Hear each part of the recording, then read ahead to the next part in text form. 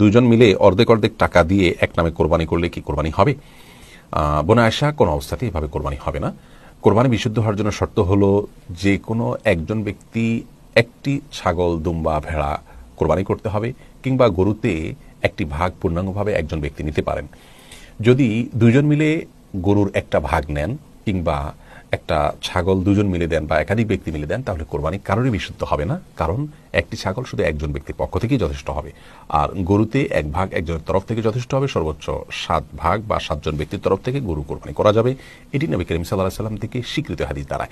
বিধায় একটি ভাগ একাধিক ব্যক্তি যদি অর্থ দিয়ে একটি ভাগে শরিক হন, তাহলে কোনো অবস্থাতে তাদের কারোর কোরবানি হবে না। অনেক প্রবাসী ভাইরা কাজটি করেন, যে প্রবাসে থাকেন, কয়েকজন মিলে একটা রুমে থাকেন, ব্যাচেলর, তারা কয়েকজন মিলে হয়তো ছাগল কিনেন।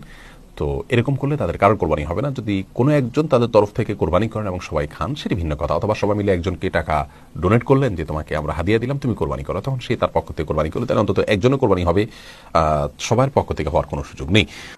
দুজন মিলে অর্ধেক অর্ধেক টাকা দিয়ে